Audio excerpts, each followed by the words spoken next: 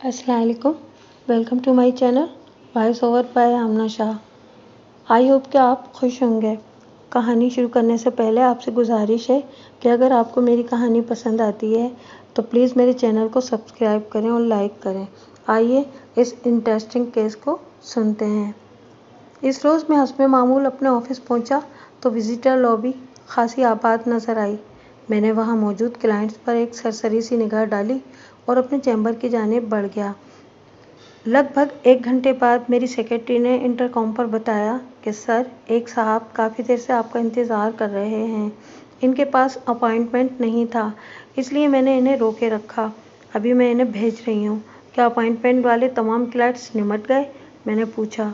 Yes sir. Secretary की पुरएतमाद आवाज़ मेरी समाज से टकराई। ठीक है, तो इन साहब को अंदर भेज दो, मैंने कहा। थोड़ी देर बाद एक पस्ता कामत, फरवा और गोल मटोल सा शख्स मेरे चैम्बर में दाखिल हुआ। उसके चेहरे पर हल्की सी दाढ़ी भली लग रही थी। उसने बड़े अदब से मुझे सलाम किया। मैंने पेशावराना मुस्कुराहट से उसका इस्तकबाल किया और बैठने के लिए कहा। वो एक कुर्सी खींचकर बैठ गया। रस्मी अलेक सलेक के बाद उसने अपना तारुफ कराते हुए कहा कि सर, मेरा नाम अली मुराद है और मुझे नफीस अहमद ने भेजा है और यकीन दिलाया कि आप तसल्ली बख्श अंदाज में मेरा काम कर देंगे। कौन नफीस अहमद? मैं पूछे बिना न रह सका। नफीस इलेक्ट्रॉनिक्स वाले नफीस साहब, वो वजाहत करते हुए बोला। सदर की इलेक्ट्रॉनिक्स मार्केट में जिनकी फ्रीज़र और वाटर कूलर की दुकान है। ओह, वो नफीस साहब, मैंने एक गहरी सांस लेते हुए कहा। आप इनको कैसे जानते हैं? नफीस अहमद से मेरी देरीना शनासाई थी। मुझे या मेरे किसी भी ताल्लुकदार को कभी फ्रिज या फ्रीज़र वगैरह ख़रीदना होता तो इस सिलसिले में अगर वो मुझसे मशवरा करता तो मैं उसे नफीस इलेक्ट्रॉनिक्स की राह दिखाया करता था। और मुझे इस बात पर फ़ख्र है कि नफीस अहमद ने कभी मुझे मायूस नहीं किया था। इलेक्ट्रॉनिक्स मार्केट में ही मेरी टीवी की दुकान है, अली मुराद ने मेरे सवाल के जवाब में बताया। और नफीस साहब से मेरी अच्छी सलाम दुआ है। मैंने ताईदी अंदाज में गर्दन हिलाई और कहा। अब आप जल्दी से मुझे अपने मसले के बारे में बता दें ताकि मैं फ़ैसला कर सकूं कि इस सिलसिले में मैं आपकी क्या मदद कर सकता हूं। मसला मेरा नहीं, फुरकान अली का है, अली मुराद ने मुझे कहा। ये फुरकान साहब कौन है? मैंने पूछा। उसने जवाब दिया कि फुरकान मेरा दामाद है। ओह, मैंने अली मुराद की आंखों में देखते हुए कहा। क्या आपका दामाद किसी अंदाज में आपकी बेटी को तंग कर रहा है? नहीं जनाब, ऐसी कोई बात नहीं, वो नफ़ी में गर्दन हिलाते हुए बोला।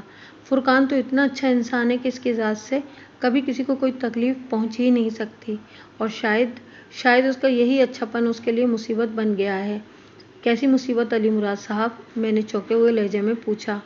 फुरकान को पुलिस ने कत्ल के इल्ज़ाम में गिरफ्तार कर लिया है, वो थके हुए अंदाज में बोला। ये कब की बात है? 2 रोज़ पहले की, उसने बताया। फुरकान पर किसके कत्ल का इल्ज़ाम है? मैंने सवाल किया। मिसेस निगहत के कत्ल का इल्ज़ाम। ये मिसेस निगहत कौन है? मैंने इस्तफसार किया। फुरकान के मालिक के मकान की बीवी थी वो, उसने जवाब दिया। फुरकान के साथ पे दर पे ज़्यादती हुई है बेग साहब। नरगिस के शौहर काजी वहीद ने पहले से अपने घर में एक किराएदार की हैसियत से रखा, फिर घर की बालाई मंजिल पर शिफ्ट कर दिया और आखिर में घर फरोख्त करने के बहाने इसको बेदखल कर दिया। जब फुरकान ने इससे हिसाब मांगा तो एक गहरी साजिश के तहत इस कत्ल के इल्ज़ाम में इसे बंद करवा दिया। ओह, दिलचस्प और अफसोसनाक वाक़या है, मैंने रफ पेट पर कलम घसीटते हुए कहा। फिर निगाह उठाकर अली मुराद की जानिब देखते हुए इजाफा किया। आपने बताया है कि फुरकान को 2 रोज़ पहले पुलिस ने गिरफ्तार किया है। आज 18 अक्टूबर है, इसका मतलब है फुरकान की गिरफ्तारी 15 अक्टूबर की रात। वो मेरी बात पूरी होने से पहले ही बोल उठा। फुरकान को 15 अक्टूबर की रात मेरे घर से गिरफ्तार किया गया था। मैंने सोच में डूबे हुए लहजे में कहा। गोया पुलिस ने 16 अक्टूबर की रात उसको गिरफ्तार किया और अदालत में पेश करके उसका रिमांड ले लिया होगा और इस वक्त वो पुलिस कस्टडी में है। जी, आपका अंदाज़ा दुरुस्त है, उसने इस बात में गर्दन हिलाई। वो कौन से थाने में बंद है? मैंने पूछा। अली मुराद ने मुताल्लिका थाने का नाम बता दिया। मैंने साफ़गोई का मुजाहरा करते हुए कहा। अली मुराद साहब, अभी तक आपने मुझे अपने दामाद के बारे में जो भी मालूमात फराहम की हैं वो बहुत ही उलझी हुई और नामुकम्मल हैं। इस सूरत हाल में मैं कोई फ़ैसला करने से कासिर हूँ। मुझे पूरी तफसील के साथ یہ پتہ ہونا چاہیے کہ آپ کے داماد اور قاضی وحید کے درمیان تعلقات کی نوعیت کیا رہی ہے، اور سب سے اہم بات یہ کہ اس نازک موقع پر جبکہ فرقان قتل کے الزام میں ریمانڈ پر ہے تو اس کے گھر والے کہاں غائب ہیں۔ ایسے حالات میں فرقان کے والدین کو تو سب سے آگے حرکت کرتے ہوئے نظر آنا چاہیے۔ آپ بجا فرما رہے ہیں بیگ صاحب، وہ تائیدی انداز میں گردن ہلاتے ہوئے بولا۔ انہیں واقعی سب سے زیادہ متحرک نظر آنا چاہیے، مگر وہ لوگ فرقان سے سخت ناراض ہیں، علی مراد نے گہری سنجیدگی سے کہا۔ علی مراد نے گہری سنجیدگی سے بتایا، سمجھ لیں کہ مرنا جینا ختم کیا ہوا ہے انہوں نے۔ اس بائیکاٹ کا کوئی خاص سبب؟ فرقان کی شادی۔ اوہ، میں نے متاسفانہ انداز میں کہا، یعنی وہ لوگ آپ کی بیٹی اور فرقان کی شادی کے خلاف تھے؟ سخت خلاف، وہ قطعیت سے بولا۔ تاہم اس شادی کے موقع پر کسی بھی طرح منت خوشامد کر کے فرقان نے انہیں راضی کر لیا تھا۔ وہ لوگ نہ صرف بڑے بھرپور انداز میں اس شادی میں شریک بھی رہے، بلکہ شادی کے بعد لگ بھگ 3 ماہ تک عظمیٰ اپنی سسرال میں بھی رہی تھی۔ پھر وہاں فتنہ فساد اس قدر بڑھ گیا کہ فرقان کو گھر چھوڑنے پہ مجبور ہونا پڑا۔ اس کے بعد ہی وہ کرائے کے مکان میں گیا تھا۔ عظمیٰ آپ کی بیٹی کا نام ہے؟ اس نے اس بات میں گردن ہلائی۔ میں نے اس کی آنکھوں میں دیکھتے ہوئے کہا، اگر میں غلطی نہیں کر رہا تو عظمیٰ اور فرقان کی لو میرج ہے۔ آپ کا خیال بالکل درست ہے۔ محبت کی شادیوں میں عموماً سماجی مخالفتوں کا سامنا کرنا پڑتا ہے، کبھی لڑکی کو اور کبھی لڑکے کو، اور بعض معاملات میں دونوں کو۔ اسی کھینچا تانی اور کشمکش میں میاں بیوی ایسے معاشرتی جھمیلوں میں پھنس جاتے ہیں کہ انہیں ایک دوسرے پر توجہ دینے کی فرصت ہی میسر نہیں آتی۔ پیار محبت تو رہی دور کی بات، وہ ایک دوسرے سے ڈھنگ سے بات کرنے کی بھی پوزیشن میں نہیں رہتے۔ یہی وجہ ہے کہ لو میرج کرنے والوں کو ایک دوسرے سے سنگین شکایات پیدا ہو جاتی ہیں۔ وہ ایک دوسرے سے جتنی شدت کی محبت اور چاہت کی توقع کر رہے ہوتے ہیں، زمینی حقائق اس کی اجازت نہیں دیتے۔ نتیجہ صاف ظاہر ہے، محبت کی شادیوں کی غالب تعداد ناکامیاب رہتی ہے۔ یا تو یہ بندھن قائم ہی نہیں رہتا اور یا پھر زہر کے گھونٹ پی پی کر زندگی گزارنا ہوتی ہے۔ آپ نے فرقان کے والدین کو اس افسوسناک واقعے کی اطلاع دی؟ میں نے علی مراد سے استفسار کیا۔ براہ راست تو نہیں، وہ سنجیدگی سے بولا، لیکن کسی تیسرے شخص کے توسط سے میں نے ان تک اس معاملے کی خبر پہنچا دی ہے۔ اچھا، انہوں نے کیا رد عمل ظاہر کیا ہے؟ وہ اپنی ضد پہ بالفاظ دیگر اپنی ہٹ درمی پر قائم ہے، علی مراد نے دکھی لہجے میں جواب دیا۔ ان کا موقف بہت ہی سفاک اور غیر انسانی ہے۔ ان کے مطابق جب فرقان نے گھر چھوڑا تھا تو وہ ان کے لیے مر گیا تھا۔ میں نے پرسوچ انداز میں کہا، یہ صورتحال خاصی گمبھیر اور افسوسناک ہے۔ بہرحال لمحاتی توقف کر کے میں نے گہری سانس لی، پھر اضافہ کرتے ہوئے استفسار کیا، آپ مجھے فرقان اور قاضی وحید کے باہمی معاملے کے بارے میں بتا رہے تھے؟ ہاں، یہ معاملہ بھی خاصا الجھا ہوا اور پیچیدہ ہے، وہ پہلو بدلتے ہوئے بولا۔ آپ کو سمجھانے کے لیے تھوڑی تفصیل میں جانا ہوگا۔ میں سن رہا ہوں، میں نے سنجیدہ نظر سے اس کی طرف دیکھا۔ آپ روانی سے بولتی جائیے۔ آئندہ آدھے گھنٹے میں علی مراد نے مجھے جو تفصیلات فراہم کیں، میں اس میں سے غیر ضروری باتوں کو حذف کر کے آپ کی خدمت میں خلاصہ پیش کر رہا ہوں تاکہ آپ کو اس کیس کے پس منظر سے اچھی طرح آگاہی حاصل ہو جائے۔ واضح رہے کہ ان میں سے بہت ساری باتیں مجھے بعد میں اپنی تحقیق کے دوران میں معلوم ہوئی تھیں، لیکن واقعات کی ترتیب اور تسلسل کا خیال رکھتے ہوئے میں نے انہیں یہاں بیان کر دیا ہے۔ اسی طرح چند باتیں میں فی الحال گول کر رہا ہوں اور ان کا ذکر عدالتی کارروائی کے دوران میں مناسب موقع پر کروں گا۔ یہ بتانا بھی ضروری سمجھتا ہوں کہ اسی شام متعلقہ تھانے جا کر میں نے ملزم فرقان سے بھی ایک تفصیلی ملاقات کر لی تھی۔ فرقان بھرے بھرے بدن کا مالک، ایک متناسب قامت اور گندمی رنگت والا جوان تھا۔ اس کی عمر 27 سال رہی ہوگی۔ مجھے وہ ایک تعلیم یافتہ اور سلجھا ہوا انسان لگا۔ اس نے میری معلومات میں گراں قدر اضافہ کیا تھا۔ علی مراد کی زبانی مجھ تک جو حالات پہنچے تھے، فرقان نے ان کی کماحقہ تصدیق بھی کی تھی۔ فرقان نے کچھ عرصہ پہلے یونیورسٹی سے کامرس میں ماسٹرز کرنے کے بعد بینکنگ لائن جوائن کر لی تھی۔ اس فیلڈ میں قدم جمانے کے لیے اسے کسی دشواری کا سامنا نہیں کرنا پڑا تھا۔ اس کا باپ خلیل احمد ایک ریٹائرڈ بینکر تھا اور اس کی خواہش پر فرقان نے کامرس کا انتخاب کیا تھا۔ خلیل احمد ریٹائرمنٹ کے بعد شیئرز کی دنیا کی طرف نکل گیا تھا۔ اسٹاک مارکیٹ پر اس کی گہری نظر تھی اور وہ مختلف طریقوں سے ماہانہ اتنا کما لیتا تھا کہ گھر میں کسی مالی تنگی کا سامنا نہیں کرنا پڑتا تھا۔ خلیل احمد کی 3 اولادیں تھیں۔ سب سے بڑا فرقان، اس سے چھوٹی انیلا، جس کی شادی فرقان سے پہلے ہی ہو گئی تھی۔ انیلا کا شوہر فرحاد بھی ایک پرائیویٹ بینک ہی میں ملازم تھا۔ انیلا اپنی سسرال میں خوش اور مطمئن تھی۔ انیلا سے چھوٹا ایک بھائی عرفان تھا جو ابھی محض 13 سال کا تھا اور ایک اسکول میں پڑھتا تھا۔ فرقان کی والدہ شگفتہ ناز ایک گھریلو خاتون تھیں، تاہم اسے گھومنے پھرنے اور ہوٹلنگ وغیرہ کا بہت شوق تھا۔ شاپنگ بھی اس کا پسندیدہ مشغلہ تھا۔ ان کی رہائش بفر زون کے علاقے میں تھی۔ علی مراد کی بیوی سلمیٰ کا انتقال ہو چکا تھا۔ سلمیٰ طویل عرصے تک سرطان سے موذی مرض میں مبتلا رہنے کے بعد اپنے خالق کے حقیقی سے جا ملی تھی۔ علی مراد کی 2 بیٹیاں تھیں، عظمیٰ اور نادیہ۔ نادیہ عظمیٰ سے چند سال بڑی تھی اور اس کی شادی بھی عظمیٰ سے 2 سال پہلے ہو گئی تھی۔ نادیہ کی سسرال حیدرآباد میں تھی۔ اس کا شوہر شاید پرانی گاڑیوں کی خرید و فروخت کا کاروبار کرتا تھا اور اس نے ادھر حیدرآباد ہی میں اپنا ایک شو روم بھی بنا رکھا تھا۔ جیسا کہ ابتدا میں بتایا جا چکا ہے کہ علی مراد کی صدر کی الیکٹرانکس مارکیٹ میں ٹی وی کی دکان تھی۔ اس کی رہائش بہادر آباد کے علاقے میں تھی۔ اس کی دکان میں عموماً نئے ٹی وی فروخت کیے جاتے تھے، تاہم وہ چلتے ہوئے پرانے ٹی وی کے بدلے میں مزید رقم لے کر نیا ٹی وی بھی دے دیا کرتا تھا۔ پرانے ٹی وی کو وہ دوسری مارکیٹ میں فروخت کر دیتا تھا۔ اس سلسلے میں اس نے بڑی ٹھیک ٹھاک سیٹنگ بنا رکھی تھی۔ عظمیٰ اور فرقان کی پہلی ملاقات عظمیٰ کے گھر میں ہی ہوئی تھی اور پہلی ہی نظر میں دونوں نے ایک دوسرے کو پسند کر لیا تھا۔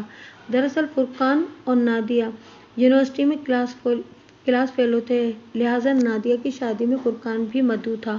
نادیہ کی مائیں اور مہندی میں بھی وہ گیا تھا اور جبھی اس کی عظمیٰ سے ملاقات ہوئی تھی۔ نادیہ تو بیاہ کر حیدرآباد چلی گئی، لیکن عظمیٰ اور فرقان کی پہلی ملاقات آخری ملاقات ثابت نہ ہوئی، بلکہ اس کے بعد تو ان کے درمیان ملاقاتوں کا ایک سلسلہ چل نکلا۔ نادیہ نے اس سلسلے میں دونوں سے حتی الامکان تعاون کیا اور ان کی محبت شادی کے بندھن کی جانب بڑھنے لگی۔ نادیہ نے علی مراد کو اعتماد میں لے کے سب کچھ بتا دیا تھا۔ علی مراد کو اس رشتے پر کوئی اعتراض نہیں تھا۔ فرقان اس کا دیکھا بھالا تھا اور وہ بھی اس کو پسند کرتا تھا۔ فرقان کے مزاج اور اخلاقیات نے علی مراد کو متاثر کیا تھا۔ پھر وہ تعلیم یافتہ تھا اور اس کے سامنے روشن مستقبل بھی نظر آ رہا تھا۔ ایک آئیڈیل داماد اور آئیڈیل شوہر کی تمام تر خوبیاں فرقان میں موجود تھیں، لہٰذا علی مراد اس رشتے سے انکار کر ہی نہیں سکتا تھا۔ انکار تو فرقان کے گھر کی طرف سے تھا۔ فرقان کی والدہ شگفتہ اپنی بہن کی بیٹی غزالہ سے اس کی شادی کرنا چاہتی تھیں۔ غزالہ میڈیکل کے فائنل ایئر میں تھی، لیکن فرقان غزالہ کو پسند نہیں کرتا تھا۔ وہ ہر صورت اور ہر قیمت پر عظمیٰ ہی سے شادی کرنا چاہتا تھا۔ یہ تنازع اس قدر بڑھا کہ فرقان نے 2 ٹوک انداز میں اپنے والدین سے کہہ دیا، میں شادی کروں گا تو عظمیٰ سے، ورنہ کسی سے بھی نہیں، اور میں تمہاری شادی کروں گی تو غزالہ سے۔ شگفتہ نے بھی فیصلہ کن لہجے میں کہا، ورنہ کسی اور سے بھی نہیں ہونے دوں گی۔ یہ تو سراسر زیادتی ہے امی، فرقان نے جھنجھلاہٹ آمیز انداز میں کہا۔ میں غزالہ میں کوئی دلچسپی نہیں رکھتا، آپ خواہ مخواہ کیوں یہ شادی مجھ پر مسلط کرنا چاہتی ہیں؟ میں اپنی بہن کو اس رشتے کے لیے زبان دے چکی ہوں، شگفتہ نے حتمی لہجے میں کہا۔ جیسے ہی غزالہ کی تعلیم مکمل ہوگی، میں تمہاری شادی کی تاریخ پکی کر دوں گی۔ ایسا کچھ نہیں ہونے والا امی، فرقان بھی ضدی لہجے میں بولا۔ آپ کو اپنی بہن کا بڑا خیال ہے، میرے جذبات کا کوئی احساس نہیں۔ اس دوران میں خلیل احمد خاموش بیٹھا، بڑی سنجیدگی سے ماں اور بیٹے کی باہمی تکرار کو سماعت کر رہا تھا۔ ابھی تک اس نے ایک بار بھی مداخلت کی کوشش نہیں کی تھی۔ شگفتہ نے سٹ پٹائے ہوئے انداز میں بیٹے سے سوال کیا، فرقان تم کس کے جذبات کی بات کر رہے ہو؟ اپنے اور عظمیٰ کے، فرقان نے کہا۔ اور کس کے جذبات؟ اچھا تو وہ لڑکی جمعہ 8 دن میں تمہاری زندگی میں مجھ سے بھی زیادہ اہمیت اختیار کر گئی ہے، شگفتہ نے خفگی بھرے انداز میں کہا، اور میں نے جو تمہیں جنم دیا، پال پوس کر اتنا بڑا کیا، میرا تم پر کوئی حق ہی نہیں رہا۔ ایسی کوئی بات نہیں امی، فرقان نے سمجھانے والے انداز میں کہا، آپ کا حق اور اہمیت اپنی جگہ پر قائم ہے، آپ الٹی سیدھی باتوں کو ذہن میں جگہ نہ دیں۔ میں تو صرف یہ کہہ رہا ہوں کہ غزالہ مجھے پسند نہیں، اس لیے میں اس سے شادی نہیں کر سکتا۔ جب غزالہ مجھے پسند ہے تو تمہیں اسی سے شادی کرنا ہوگی۔ شگفتہ کے فیصلے سے ہٹ درمی جھلکتی تھی۔ فرقان، خلیل احمد نے لب کشائی کی، تمہاری ماں بالکل ٹھیک کہہ رہی ہے۔ میں اس حقیقت سے واقف ہوں کہ اس نے غزالہ کی ماں کو اس رشتے کے لیے زبان دے رکھی ہے۔ اور پھر لمحاتی توقف کر کے اس نے گمبھیر انداز میں کہا، جہاں تم شادی کے لیے بضد ہو وہ لوگ دوسری کمیونٹی سے تعلق رکھتے ہیں۔ ہمارا کلچر اور خاندان ان سے بالکل الگ ہے۔ کلچر، خاندان، کمیونٹی، فرقان نے بیزاری سے کہا، آپ لوگ بھی پتہ نہیں کن فضول باتوں میں پھنسے ہوئے ہیں۔ میں تو صرف اتنا جانتا ہوں کہ وہ مسلمان ہیں اور عظمیٰ کا تعلق بھی ایک مسلم فیملی سے ہے۔ ہم دونوں ایک دوسرے کو چاہتے ہیں۔ عظمیٰ کے گھر والوں کو شادی پر کوئی اعتراض نہیں۔ آپ لوگ بھی معقولیت کا مظاہرہ کریں، میں کوئی غلط کام کرنے نہیں جا رہا۔ عظمیٰ سے شادی کرنا چاہتا ہوں اور یہ میرا قانونی اور شرعی حق ہے۔ تو اب تم ہمیں یہ بتاؤ گے کہ معقولیت کا مظاہرہ کس طرح کیا جاتا ہے؟ خلیل احمد نے ٹھہرے ہوئے لہجے میں کہا، فرقان، میں نے ہر حال میں تمہاری ماں کا ساتھ دینا ہے۔ اگر تمہیں ہماری عزت کا ذرا سا بھی خیال ہے تو تمہیں شادی وہیں کرنا ہوگی جہاں ہم چاہتے ہیں۔ اگر تم ہماری بات نہیں مانو گے تو پھر ہم تمہارے ساتھ نہیں ہیں۔ ساتھ نہیں ہیں؟ کیا مطلب؟ فرقان نے حیرت بھری نظر سے اپنے باپ کو دیکھا۔ مطلب یہ کہ شگفتہ وضاحت کرتے بولی، ہم تمہاری شادی میں شرکت نہیں کریں گے اور اس شادی سے پہلے تمہیں یہ گھر بھی چھوڑنا ہوگا۔ خلیل احمد نے سنجیدہ لہجے میں کہا، ہم سے ہر رشتہ ناتا توڑنا ہوگا۔ فرقان کو یقین نہیں آ رہا تھا کہ اس کے سگے والدین ہیں۔ در حقیقت خلیل احمد نے ایک نفسیاتی چال چلی تھی۔ وہ فرقان کو گھر سے نکالنے کا ارادہ نہیں رکھتا تھا۔ اس کا خیال تھا کہ اس دباؤ میں آ کر وہ عظمیٰ کا خیال اپنے دل سے نکال دے گا، مگر فرقان پر بھی جیسے ضد سوار ہو گئی تھی۔ ٹھیک ہے، اس نے بھرائی ہوئی آواز میں کہا، میں عظمیٰ سے شادی کی خاطر یہ گھر بھی چھوڑ دوں گا۔ خلیل اور شگفتہ کو توقع نہیں تھی کہ فرقان ایسا سنگین فیصلہ کرے گا۔ روز فرقان نے علی مراد کو صورتحال سے آگاہ کیا تو وہ بھی پریشان ہو گیا۔ علی مراد بیٹی کا باپ تھا، اسے بہت کچھ سوچنا تھا۔ وہ تو یہی چاہتا تھا کہ فرقان کے والدین اس شادی کے لیے رضامند ہو جائیں۔ اگر وہ دل سے راضی نہیں بھی ہوتے تو کم از کم اس شادی میں بھرپور شرکت کریں اور عظمیٰ رخصت ہو کر اپنی سسرال ہی میں جائے۔ بعد میں جو بھی ہوگا دیکھا جائے گا۔ علی مراد ایک سمجھدار اور دور اندیش شخص تھا۔ کافی سوچ بچار کے بعد اس نے ایک ڈرامائی منصوبہ ترتیب دیا جس کی کامیابی کو یقینی بنانے کے لیے فرقان کو اس کا ساتھ دینا تھا۔ یہ ایک جذباتی چال تھی جس میں ایک موقع پر فرقان کو ہاسپٹل کی ایمرجنسی تک بھی جانا تھا۔ میں اس منصوبے کی تفصیل میں نہیں جاؤں گا۔ قصہ مختصر کہ فرقان نے خلیل احمد کی ہدایت کے مطابق اداکاری کی اور ان کی چال کامیاب رہی۔ فرقان کے والدین کو نہ صرف اس شادی میں شریک ہونا پڑا بلکہ عظمیٰ بیاہ کر سیدھی اپنی سسرال بھی گئی تھی۔ یہ الگ بات کہ وہ زیادہ سے زیادہ 3 ماہ تک ہی وہاں ٹک سکی۔ شگفتہ نے عظمیٰ کے ہاتھوں اپنی شکست کو ایک لمحے کے لیے بھی فراموش نہیں کیا تھا۔ اس نے ٹھان لیا تھا کہ وہ عظمیٰ کو ذلیل کر کے رہے گی۔ پہلے ہی دن سے ساس اور بہو کی روایتی جنگ کا آغاز ہو گیا۔ عظمیٰ چونکہ اس جنگ کی حصہ دار نہیں تھی لہٰذا شگفتہ کو اپنا مقصد حاصل کرنے کے لیے میدان خالی مل گیا۔ وہ ایسا کھل کر کھیلی کہ فرقان اور عظمیٰ کو وہ گھر چھوڑنا پڑا۔ عظمیٰ پر ہر روز ایک نیا الزام آ جاتا تھا، حتیٰ کہ ایک موقع پر شگفتہ نے یہ ثابت کرنے کی بھی کوشش کی کہ عظمیٰ نے اسے کھانے میں زہر دے کر مارنے کی کوشش کی ہے۔ شگفتہ نے مذکورہ زہریلا کھانا بلی کے آگے ڈالا تو وہ بلی تھوڑی ہی دیر میں اپنی جان سے ہاتھ دھو بیٹھی۔ یہ ایک حقیقت تھی کہ عظمیٰ نے شگفتہ کی جان لینے کی ہرگز کوشش نہیں کی تھی، لیکن اس ڈرامہ باز عورت نے بڑا جاندار ناٹک کیا تھا۔ اس ناٹک کا سب سے زیادہ اثر خلیل احمد پر ہوا۔ اسے عظمیٰ سے شدید ترین نفرت ہو گئی۔ ان 3 ماہ میں فرقان قدم قدم پر عظمیٰ کی حمایت کرتے کرتے تھک چکا تھا۔ جب اس نے اپنے باپ کے سامنے عظمیٰ کی پوزیشن کلیئر کرنے کی کوشش کی تو خلیل احمد نے واضح الفاظ میں کہہ دیا، دیکھو فرقان، میں نے تمہاری خاطر شگفتہ کی مخالفت لے کر تمہاری شادی میں شرکت کی تھی اور آج تمہاری بیوی نے میری بیوی کو جان سے مارنے کی کوشش کی۔ جو کھانا بلی کے پیٹ میں گیا وہ اگر تمہاری ماں کھا لیتی تو سوچو۔ ابو، یہ عظمیٰ کے خلاف ایک سوچی سمجھی سازش کے تحت کیا گیا ہے۔ خلیل احمد نے درست لہجے میں بیٹے سے استفسار کیا، اس میں شک کی کہاں گنجائش ہے؟ فرقان دونوں ہاتھ پھیلاتے ہوئے طنزیہ لہجے میں بولا، امی کی ناک میں ایسا کون سا اینٹینا لگا ہوا ہے کہ کھانے کو سونگھتے ہی انہیں پتہ چل گیا کہ وہ زہریلا ہے اور یہ کہ کھانے میں زہر عظمیٰ نے ملایا ہے۔ کھانا کھانے کے بعد اگر ایسا کوئی انکشاف ہوتا تو دوسری بات تھی۔ تم یہ کہنا چاہتے ہو کہ اگر تمہاری ماں وہ زہریلا کھانا کھا لیتی اور اس کے بعد شگفتہ کے ساتھ کوئی ناخوشگوار صورتحال پیش آتی تب تمہیں یقین آتا کہ عظمیٰ نے تمہاری ماں کو زہر دے کر مارنے کی کوشش کی ہے؟ ہرگز نہیں، فرقان نے قطعی لہجے میں کہا۔ میرا یہ مطلب نہیں ہے۔ پھر کیا مطلب ہے تمہارا؟ خلیل احمد اکھڑے ہوئے لہجے میں بولے۔ میں یہ کہنا چاہتا ہوں کہ امی نے عظمیٰ کو ذلیل کرنے کے لیے ڈرامہ رچایا ہے، فرقان نے بڑے مضبوط لہجے میں کہا۔ زہریلا کھانے میں عظمیٰ کا کوئی کردار نہیں ہے تو تمہارے خیال میں شگفتہ نے خود ہی کھانے میں زہر ملا کر یہ کھیل کھیلا ہے؟ خلیل احمد نے جارحانہ انداز میں پوچھا۔ تم اپنی ماں پر شک کر رہے ہو؟ فرقان ٹھہرے ہوئے لہجے میں بولا۔ جی میرا یہی خیال ہے۔ بکواس بند کرو، خلیل احمد غصے کی شدت سے دھاڑا، اور جتنی جلدی ہو سکے اپنی بیوی کو لے کر اس گھر سے دفع ہو جاؤ۔ میں تمہیں اور تمہاری بیوی کو مزید برداشت نہیں کر سکتا۔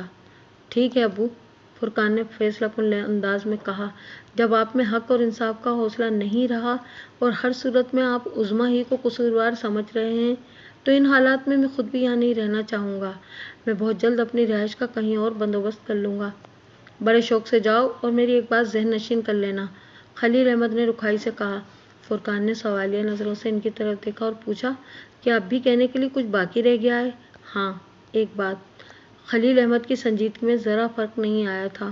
بہت ہی اہم بات۔ فرقان الجھن زدہ انداز میں اپنے باپ کو دیکھتا چلا گیا لیکن مزید کوئی سوال نہ کیا۔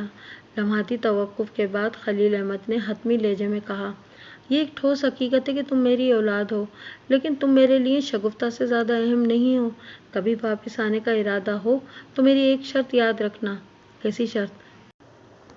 اس گھر کے دروازے تمہارے لیے ہمیشہ کھلے رہیں گے، لیکن صرف اور صرف تمہارے لیے، خلیل احمد نے دو ٹوک انداز میں کہا۔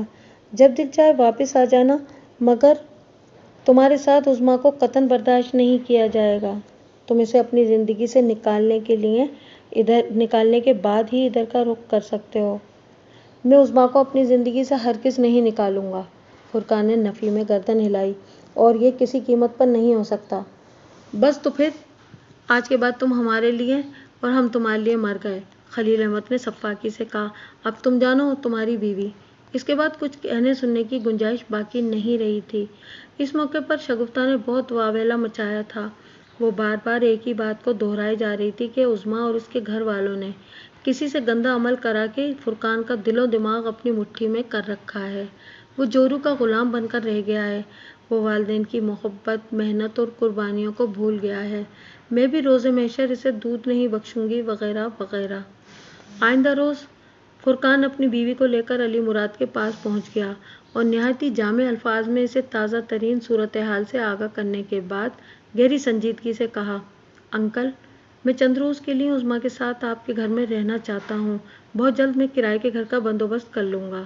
مکمل طور پر نہ صحیح لیکن علی مراد بڑی حد تک فرقان اور عظمیٰ کے حالات سے واقف تھا۔ اس نے اپنائیت بھرے لہجے میں کہا، چند دن کے لیے کیوں بیٹا؟ تم چاہو تو مستقل اس گھر میں رہائش اختیار کر سکتے ہو۔ فرقان نے متذبذب انداز میں اپنے سسر کو دیکھا۔ میں یہ پیشکش رسماً نہیں کر رہا ہوں، علی مراد نے بدستور گہری سنجیدگی سے کہا۔ اللہ نے مجھے 2 بیٹیاں دے کر زندگی کے ساتھی کو واپس اپنے پاس بلا لیا ہے۔ میری دونوں بیٹیاں اپنے گھروں کی ہو چکی ہیں، میرا کوئی بیٹا نہیں ہے۔ میں اس گھر میں تنہائی کی زندگی گزار رہا ہوں۔ اگر تم لوگ یہاں مستقل آ کر رہنے لگو گے تو میری تنہائی دور ہو جائے گی اور تم لوگوں کی رہائش کا مسئلہ بھی حل ہو جائے گا۔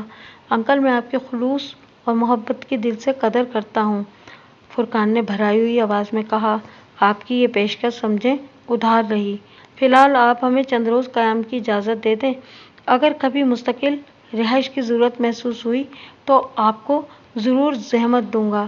پیشکش ادھار رہی؟ میں کچھ سمجھا نہیں بیٹا، علی مراد نے سوالیہ نظر سے فرقان کی طرف دیکھا۔ جواب میں فرقان نے ان نکات کی وضاحت کر دی جن کی بنا پر وہ فی الحال اپنی سسرال میں مستقلاً ڈیرا ڈال کر نہیں بیٹھ سکتا تھا۔ فرقان کے والدین حتیٰ کہ بہن بھائی کا بھی یہی خیال تھا کہ عظمیٰ اور اس کے گھر والوں نے فرقان پر سفلی عمل کرا رکھا ہے۔ وہ لوگ اسے اپنے والدین اور گھر کے دیگر افراد سے متنفر کر کے گھر داماد بنا کر رکھنا چاہتے ہیں۔ اگر فرقان عظمیٰ کے ساتھ مستقل طور پر علی مراد کے گھر میں ٹھہر جاتا تو اس کے گھر والوں کے کہے کو سند مل جاتی۔ مراد نے حالات کی نزاکت کو فوراً بھانپ لیا اور فرقان کو اس کے حالات کے مطابق نقل و حرکت کے لیے ذہنی اور جسمانی طور پر آزاد چھوڑ دیا۔ فرقان نے عظمیٰ کو علی مراد کے گھر میں رکھا اور خود کرائے کے مکان کی تلاش میں اٹھ کھڑا ہوا اور یہیں سے اس کی زندگی میں قاضی وحید کی انٹری ہوئی تھی۔ قاضی وحید، جو عرف عام میں محض قاضی کے نام سے مشہور تھا، پیشے کے اعتبار سے وہ ایک پراپرٹی ڈیلر تھا۔ ناظم آباد کے علاقے میں اس کی قاضی اسٹیٹ کے نام سے ایک ایجنسی تھی۔ فرقان کی ڈیوٹی بینک کی جس برانچ میں تھی وہ حیدری کے علاقے میں تھی۔ اس کی کوشش تھی کہ کرائے کا گھر کسی ایسے علاقے میں ہونا چاہیے جہاں سے اس کی جاب زیادہ دور نہ ہو۔ وہ گھومتے پھرتے ہوئے قاضی وحید کی ایجنسی پر پہنچ گیا۔ قاضی نے اس کی ضرورت کو توجہ سے سنا اور آخر میں پرخلوص انداز میں کہا، فرقان صاحب، فی الحال میرے پاس کوئی چھوٹا فلیٹ کرائے پر اٹھانے والا تو ہے نہیں، بس 3 یا 4 بیڈ روم والے ہیں۔ یہ تو ہماری ضرورت سے بہت بڑے ہیں۔ فرقان نے ٹھہرے ہوئے لہجے میں کہا، ہمیں تو کم از کم 2 کمروں کا فلیٹ چاہیے۔ ایک میاں اور ایک بیوی کی ضرورت اس سے زیادہ اور ہو بھی کیا سکتی ہے؟ قاضی گہری سوچ میں ڈوب گیا، پھر ٹٹولنے والی نظر سے فرقان کی آنکھوں میں دیکھتے ہوئے بولا، میرے ذہن میں ایک تجویز ہے، اگر آپ تیار ہو جائیں تو آپ کا مسئلہ چٹکی بجاتے میں حل ہو سکتا ہے۔ ایسی کون سی تجویز ہے؟ فرقان نے دلچسپی لیتے ہوئے کہا، ذرا میں بھی تو سنوں۔ آپ کسی کے ساتھ شیئر کر کے رہ لیں گے؟ مطلب یہ کہ کسی فیملی کے ساتھ مل کر۔ قاضی وضاحت کرتے ہوئے بولا، 100 گز کے ایک گھر میں آپ ہی کی طرح کی ایک مختصر سی فیملی رہ رہی ہے۔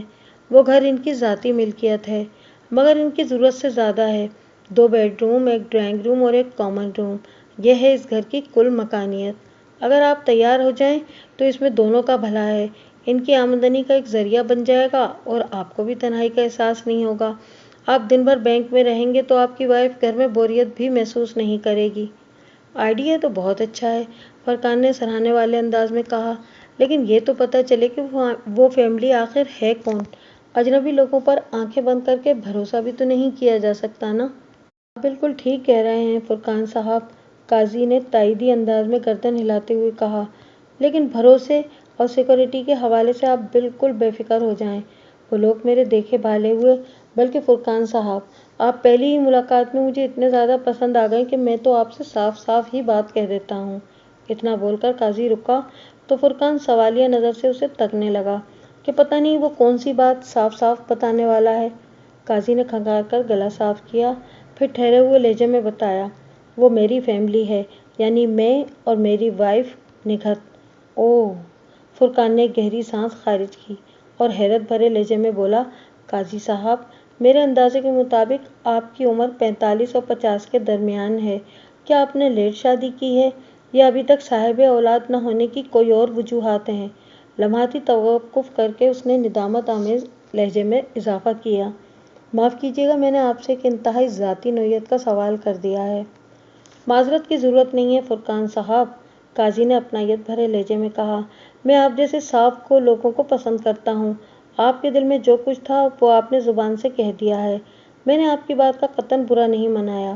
اس نے سانس ہموار کرنے کے لیے تھوڑا توقف کیا، پھر اپنی بات مکمل کرتے ہوئے بولا، جہاں تک میری عمر کا تعلق ہے تو میں آپ کے اندازے کی داد دیتا ہوں، میں 50 کے قریب ہوں، اور یہ کہ میری شادی لیٹ نہیں ہوئی، ہمارے ہاں اولاد نہیں ہو سکتی کیونکہ نگہت بانجھ ہے۔ اوہ! فرقان نے متاسفانہ انداز میں کہا، آپ کے ذہن میں دوسری شادی کا خیال نہیں آیا؟ اولاد کی خواہش تو سبھی کو ہوتی ہے نا؟ ہاں ہوتی ہے، قاضی نے کھوئے کھوئے انداز میں کہا، یہ خواہش میرے دل میں بھی تھی، بلکہ ہم دونوں کے دل میں تھی۔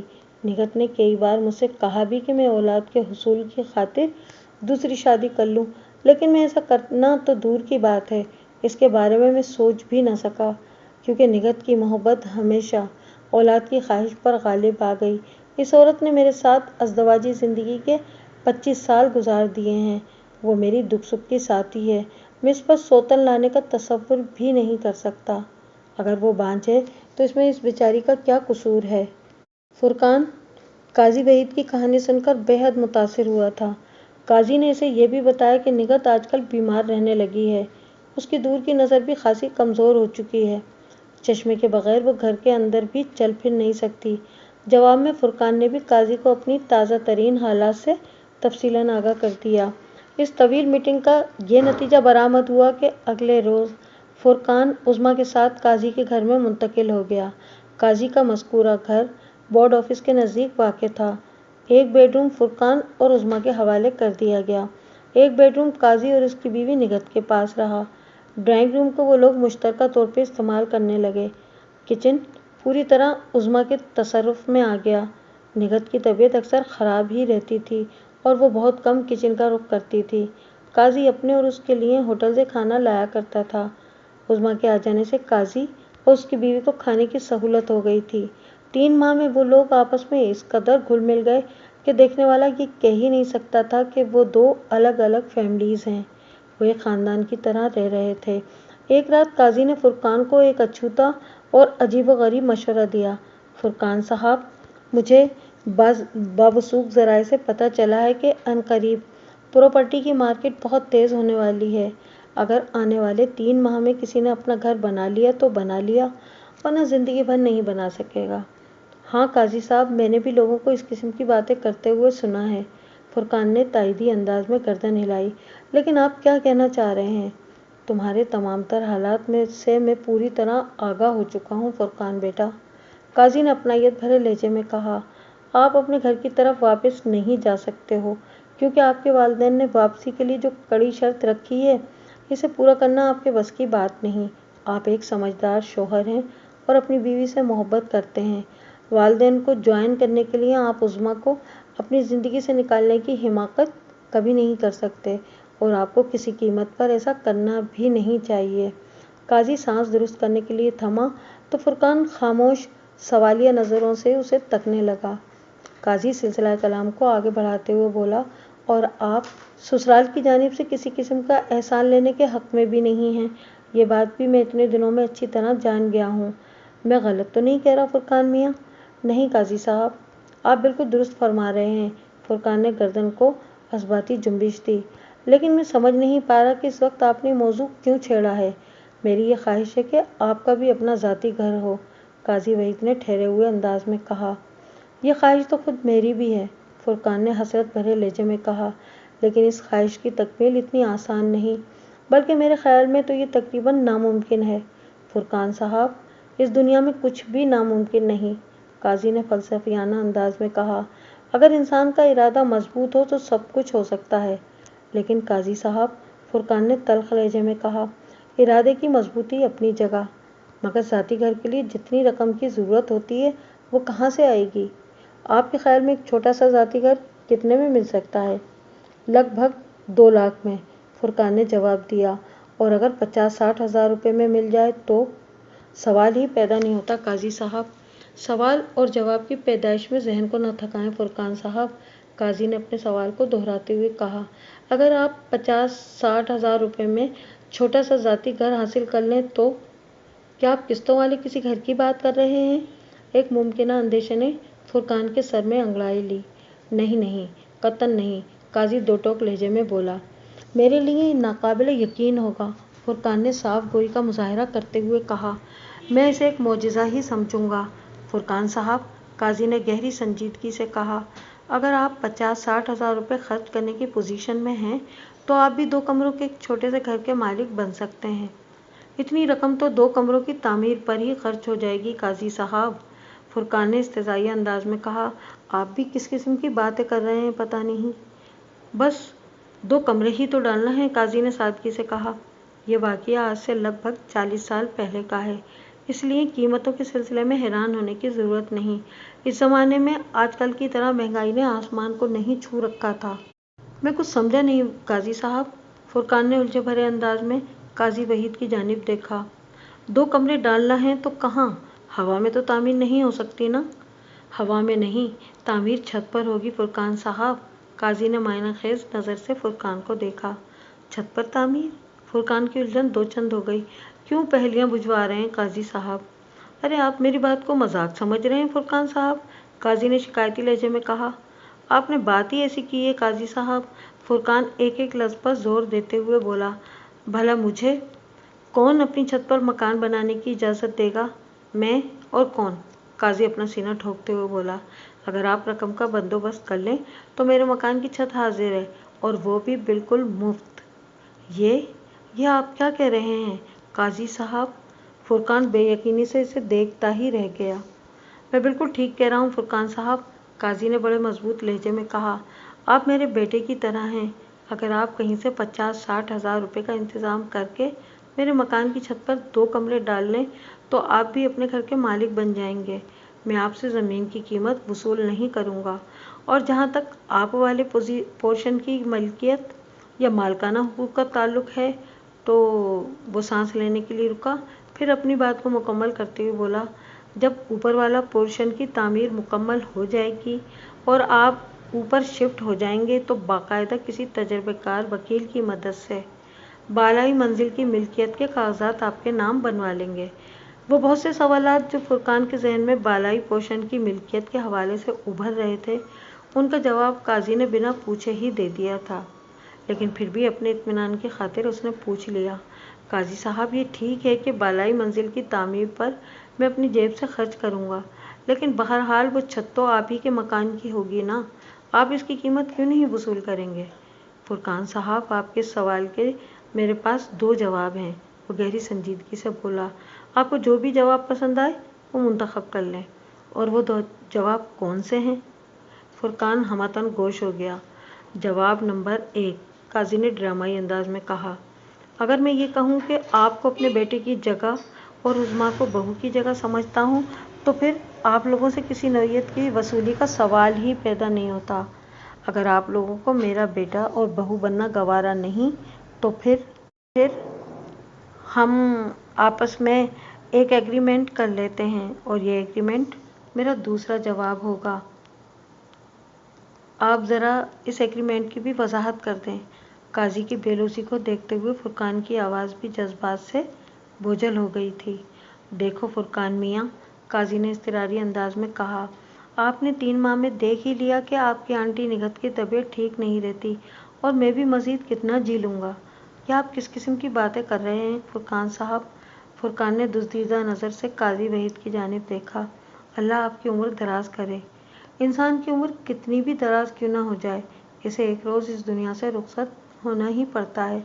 काजी ने किसी मुफक्किर की तरह सोच में डूबे हुए लहजे में कहा। मैं जिस एग्रीमेंट की बात कर रहा हूँ वो हमारी ज़िंदगी से मुताल्लिक है। अगर मैं निगत से पहले चल बसूँ तो इस एग्रीमेंट की रूह से मेरे बाद आप लोग निगत का भरपूर ख्याल रखोगे, और अगर निगत मुझे दाग़ मफारकत दे गई तो उज़्मा की ड्यूटी होगी कि वो सुबह शाम मेरे लिए खाने का बंदोबस्त करेगी। और हाँ, उसने ड्रामाई अंदाज में तवक्कुफ़ किया, फिर अपने बयान को मुकम्मल करते हुए बोला, ये एग्रीमेंट किसी स्टैम्प पेपर वगैरह पर तैयार नहीं किया जाएगा, बल्कि ये हमारे बीच एक ज़बानी मुआहदा होगा जिसकी अखलाकी पासदारी दोनों फरीकों पर लाजिम होगी। काजी साहब, आप बहुत ही ज़हीन और समझदार और अजीम इंसान हैं, फुरकान ने जज्बात से मखलूब आवाज़ में कहा। आपकी दोनों शराइत एक दूसरे का अक्स हैं। अगर हम आपका बेटा और बहू बन जाते हैं तो वो तमाम तर जिम्मेदारी हमारे फ़राइज़ का हिस्सा बन जाएगी, जिसका जिक्र आपने एग्रीमेंट वाले जवाब में किया है। और अगर हम पहली शर्त को नज़रअंदाज करके एग्रीमेंट करते हैं तो हमारा अमल इस बात को साबित करेगा कि हमने एक फर्माबरदार बेटे और एक सलीका शियार बहू की तरह आपका ख्याल रखा हुआ है। तो फिर क्या इरादा है? काजी ने इसकी आंखों में देखते हुए सवाल किया। मैं आपकी तजवीज़ पर अमल करने के लिए तैयार हूँ, फुरकान ने रज़ामंदी ज़ाहिर करते हुए कहा। मगर क्या? फुरकान ने जुमला अधूरा छोड़ा तो काजी ने तशवीशनाक अंदाज में कहा, मैं फौरी तौर पर 50-60 हज़ार रुपये का बंदोबस्त नहीं कर सकूँगा। फुरकान ने अपनी मुश्किल का इजहार करते हुए कहा। फुरकान साहब, आप बैंक में मुलाजिम हैं, काजी ने गंभीर अंदाज में कहा। आपको तो बड़ी आसानी से कर्जा मिल जाएगा। आपका बैंक मुश्किल वक्त में काम नहीं आएगा तो उसका अचार डालना है क्या? आप ठीक कह रहे हैं काजी साहब, बैंक से कर्जा लेने में मुझे कोई दुश्वारी पेश नहीं आएगी, फुरकान ने अपनी उलझन की वजाहत करते हुए कहा। लेकिन मसला ये है कि ये काम 1 माह के बाद मुमकिन हो सकेगा। इसका कोई ख़ास सबब? काजी वहीद ने पूछा। मैंने कुछ अर्से पहले मोटरसाइकिल की ख़रीदारी के लिए बैंक से कर्ज लिया था, वो वजाहत करते हुए बोला। اس قرض کی ایک قسط باقی ہے جو اگلے ماہ جائے گی۔ وہ قرض کلیئر ہو جائے تو میں نئے قرض کے لیے درخواست دے سکوں گا۔ قاضی نے معائنہ خیز انداز میں گردن ہلائی اور پوچھا،